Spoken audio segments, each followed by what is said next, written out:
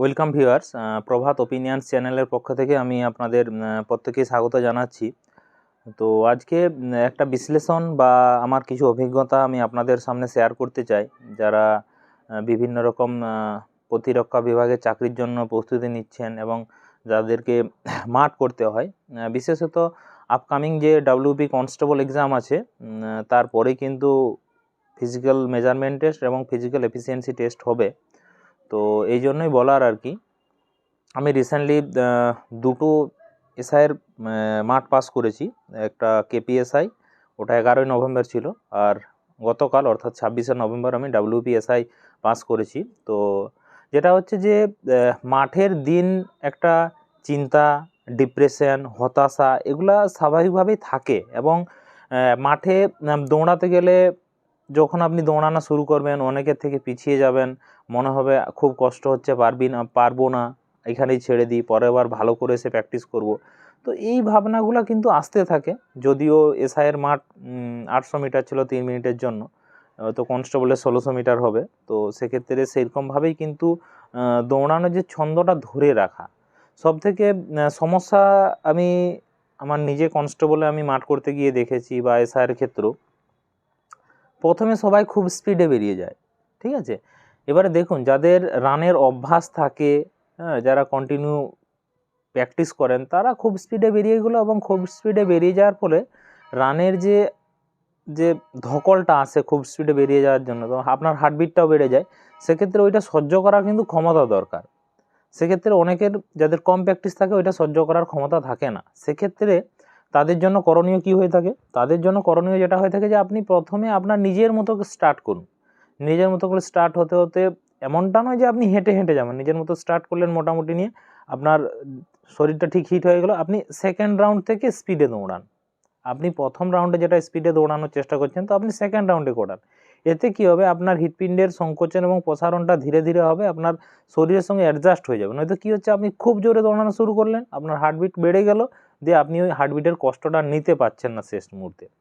তো ওই জন্যই এইটা একটা বলবো যে প্রথমে আপনি আপনার মতো করে শুরু করুন, তারপরে আপনি লাস্টের দিকে ল্যাবগুলোতে, বিশেষ করে শেষ ল্যাবটাতে আপনারা খুব জোরে দৌড়ানোর চেষ্টা করবেন। এবং অনেক সময় কি হচ্ছে, আপনি হয়তো ঘড়িটা দেখছেন যে সামনে ঘড়িটা আছে, আমি পৌঁছে গেলাম, ব্যাস এই পৌঁছে, এই রিল্যাক্সেশনটা অনেকে নেওয়ার জন্য কিন্তু ওই শেষের 100 মিটার, বা 20 মিটার অনেক সময়, আর ওইখানে যে বাঁশের শেডটা করা আছে, ওখানে অ্যাকচুয়ালি ম্যাগনেটগুলো লাগানো আছে।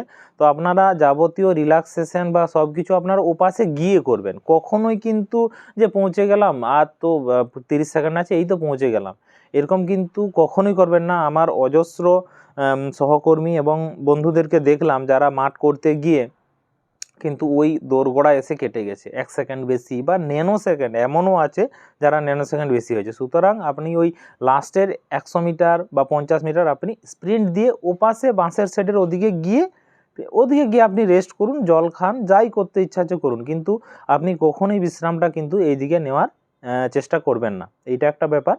এটা মাঠের ব্যাপার বললাম, মাঠের ভয় ভীতি সব সময় আপনার কাজ করবে এমনটা নয়।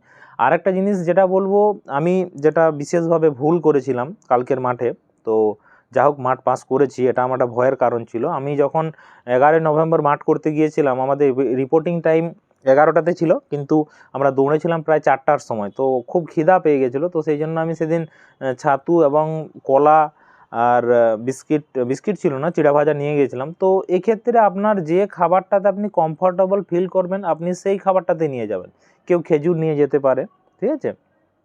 তো সেক্ষেত্রে আমি বলবো, যেদিন মাঠ থাকবে সেদিন সকাল থেকেই আপনি কোনো খাবারটা ভারীভাবে খাবেন না, আপনি লাইটভাবে খান, ব্যাগে রাখুন খাবারটা, কম কম করে খান। খিদা লাগছে একটু খেলেন, একটু জল খেলেন। কখনোই বলবেন না আপনি ভর্তি পেট করে মাঠে যাবেন, কখনোই নয়। কালকে আমরা 8-9টায় রিপোর্টিং, আমাদের প্রায় 10-10:30টার মধ্যে দৌড়ানো কমপ্লিট হয়ে গেছে। আমি ভর্তি পেটে ছিলাম, তবুও আমি পাস করে গেছি 2 মিনিট 46 সেকেন্ড, 14 মিনিট আগে। কিন্তু আমার কোথাও যেন ওটা একটা ভয় ভীতি কাজ করছিল। তো ওই জন্য আমি প্রত্যেককেই বলবো, আমার যেটুকু অভিজ্ঞতা আমি অর্জন করেছি, যেদিন রান থাকবে সেদিন আপনারা খাবারটা খান, কম কম করে খান, পাশে রাখুন, ব্যাগে রাখুন। মানে আমি এটাই বলছি, আপনার যদি খালি পেট থাকে তাহলে আপনি মাঠে পেট মানে খাবার জন্য কিছু না কিছু কারো কাছ থেকে পেয়েও যাবেন, এমন যদি খুব খিদা পায়। কিন্তু আপনার যদি ভর্তি পেট থাকে তাহলে কিন্তু আপনি সেখানে চাইলেও কিন্তু ইজিলি কিন্তু খাবারটাকে হজম করতে পারবেন না। সেক্ষেত্রে এই ব্যাপারটা নিয়ে আপনারা খুব সচেতন হবেন, এটা আমি বিশেষভাবে বলবো। আর আরেকটা জিনিস যেটা বলবো, যারা বিভিন্ন প্রতিযোগিতামূলক পরীক্ষা নিচ্ছেন, আপনারা জানছেন যে আমাকে হয়তো আমি ডিফেন্সের পরীক্ষায়ও বসছি, তো সেক্ষেত্রে একটু প্রত্যেক দিন প্র্যাকটিস করা, প্রতিনিয়ত প্র্যাকটিস করা। এখন সব থেকে যেটা কি হয়, আমাদের প্রত্যেক দিন একটা ঘাম ঝরানো অভ্যাস, যে মাঠে যাব মানে ঘাম ঝরাবো, মানে ব্যাপারটা কি যে পরীক্ষা দেবো মানে 100 পাবো, 90 পেতে হবে, নয়তো নয়। কিন্তু এইখানে কিন্তু নিজেকে একটু কন্ট্রোল করতে হবে বা মনটাকে মানিয়ে নিতে হবে। কীরকম, ধরুন আপনি প্রত্যেক দিন মাঠে 20 মিনিট বা 30 মিনিট শরীরচর্চা করেন, আপনি ওটাতে অভ্যস্ত, ঘাম জ্বললো, ফ্রেশনেস এলো, আপনি বাড়ি চলে এলেন, ভালো লাগে। কিন্তু আপনার হয়তো বিজি শিডিউল আছে, টিউশনি পড়ানো আছে, কারো পড়তে যাওয়া আছে, বাড়ির কোনো কাজ আছে, সেক্ষেত্রে আপনি যান 10 মিনিট দৌড়ান, 10 মিনিট দৌড়ে ফিরে আসুন, বা কোনো দিন 10 মিনিট হল না, আপনি 5 মিনিট দৌড়ান, কিন্তু আপনাকে রেগুলারিটিটা কিন্তু সকাল সন্ধ্যা বজায় রাখতে হবে। এইটা হচ্ছে একটা মানে যারা ডিফেন্সের পরীক্ষা দিচ্ছেন, এটা কিন্তু খুব জরুরি। মানে গেলেই যে আপনাকে আধ ঘন্টা 20 মিনিট দৌড়াতে হবে, আপনি 10 মিনিট সময় পাচ্ছেন, 10 মিনিটের মধ্যে দৌড়ে চলে আসুন, কিন্তু প্রতিনিয়ত যাওয়াটা কিন্তু জরুরি। এতে কি হয়, আপনি যখন মাঠে যাবেন, আপনার তখন মনোবলটা বাড়িয়ে তুলবে, যে হ্যাঁ আমি কিন্তু প্রত্যেকদিন মাঠে যাই, আমার সময় হয় না 20 মিনিট দৌড়ানোর, কিন্তু আমি প্রত্যেকদিন যাই। এই মনোবলটাই আপনাকে কিন্তু সাকসেস পেতে অনেকটা সহযোগিতা করবে আর কি। সেক্ষেত্রে আপনারা প্রত্যেক দিন মাঠে যাওয়ার চেষ্টা করবেন, ঠিক আছে। আর যারা আমার কথা শুনবেন, দেখবেন আপনারা ফলো পাচ্ছেন, আমার বেশ কিছু যারা আমার ফলোয়ার্স আছে বা স্টুডেন্ট, তাদেরকে আমি এটাই সাজেশন করেছি। পরবর্তীকালে আমি ব্রডকাস্টের মাধ্যমে ওগুলা আপনাদের সামনে তুলে ধরার চেষ্টা করব। তো এটাই বলার, আপনারা তাহলে প্র্যাকটিসটা কন্টিনিউ মতো করবেন। আচ্ছা, আরেকটা জিনিস যেটা হচ্ছে, হয়তো আপনারা দৌড়ানো শুরু করেছেন পরীক্ষার আগে, হ্যাঁ, মাঠে গিয়ে ঘড়ি ধরে প্র্যাকটিস শুরু করে দিলেন, দিয়ে হয়তো দেখা গেলো যে হচ্ছে না, আপনি খুব চেষ্টা করে পায়ে চোট লাগিয়ে দিলেন, না, এইটা কখনোই কিন্তু করা যাবে না। বাড়িতে হয়তো দেখছেন যে টাইমের মধ্যে হচ্ছে না, ঠিক আছে ছেড়ে দিন, কিন্তু আপনার ফিট থাকা অত্যন্ত জরুরি। আপনি বাড়িতে যেটা প্র্যাকটিস করার সময় ম্যাক্সিমাম এফোর্টটা দিচ্ছেন না, যে পা ব্যথা লাগুক যাই হোক এইখানে মোটামুটি আমাকে ছুটে নিতে, ওটা না। ওই এফোর্টটা আপনি যেদিন আপনার ফিজিক্যাল মেজারমেন্ট টেস্ট বা এফিসিয়েন্সি টেস্ট থাকবে, মানে যেদিন আপনার রান থাকবে, সেদিন আপনার ওইখানে এফোর্টটা দিন। নয়তো কী হচ্ছে, অনেককে দেখছি যে পাস করেছে, বাড়িতে এমন প্র্যাকটিস করেছে, ওখানে গিয়ে কিন্তু ওরা বলছে আমার ব্যথা লেগেছে, দৌড়ানো নেই। তো সেক্ষেত্রে সুতরাং অন্যের সঙ্গে কম্প্যারিজন করতে গিয়ে নিজের পায়ে হাতে কোথাও ব্যথা লাগাবেন না। আপনার পরীক্ষার আগে কাজ হচ্ছে প্রত্যেকদিন দৌড়াতে যাওয়া এবং নিজেকে ফিট রাখা। হ্যাঁ, আপনি দেখবেন যে এই খাবারগুলো খেলে আমার শরীরের সমস্যা, আপনি কয়েকদিন ওই খাবারগুলো খাবেন না, যে খাবারগুলো আপনার সহজ পাচ্য মনে হচ্ছে সেগুলাই কিন্তু খাবেন, ঠিক আছে। ওই জন্য ফিট রাখাটা জরুরি। তাহলে আমি প্রথম থেকে রিকল করে দিই বেশ কয়েকটা জিনিস, যেটা হচ্ছে মাঠের দিন আপনাকে লাইট খাবার খেয়ে থাকতে হবে। আর যারা ওই পরীক্ষার প্রিপারেশন নিচ্ছেন, প্রত্যেক দিন প্র্যাকটিস যাওয়া, কম করে হলেও প্র্যাকটিস যাওয়া, 5 মিনিট 10 মিনিটের জন্য হলেও যাওয়া। আর ওই মাঠে প্র্যাকটিস করার সময় হচ্ছে না বলে প্রচুরভাবে শরীরটাকে টর্চার করে চোট লাগিয়ে দিলাম, যে মাঠের দিন আমি আমার সর্বোচ্চটা দিতে পারছি না, ওইটা কখনো কিন্তু করা যাবে না, ঠিক আছে। আরেকটা জিনিস হচ্ছে শরীরটাকে যত্ন নেওয়া। হয়তো কখনো ঠান্ডা লেগেছে, আপনি ঠান্ডা ভালো হয়ে যাবে এরকম নয়। যখন হয়তো আপনাকে ঠান্ডা লাগলো, কয়েকদিন একটু গরম জলে স্নান করলেন, ঠিক আছে, একটু হয়তো সাবান বা শ্যাম্পু ইউজ করলেন না, এই ব্যাপারগুলো কিন্তু খুব জরুরি, ঠিক আছে, এই ব্যাপারগুলো জরুরি। আর সেলফ কাউন্সেলিং তো অত্যন্তভাবেই জরুরি। আর বিশেষভাবে বলবো যে 30শে নভেম্বর যে WP কনস্টেবল পরীক্ষাটা আছে, তো এটার কিন্তু খুব শীঘ্রই রিক্রুটমেন্ট হবে। ওই জন্য 1600 মিটার দৌড়ানো কিন্তু খুব একটা সোজা নয়।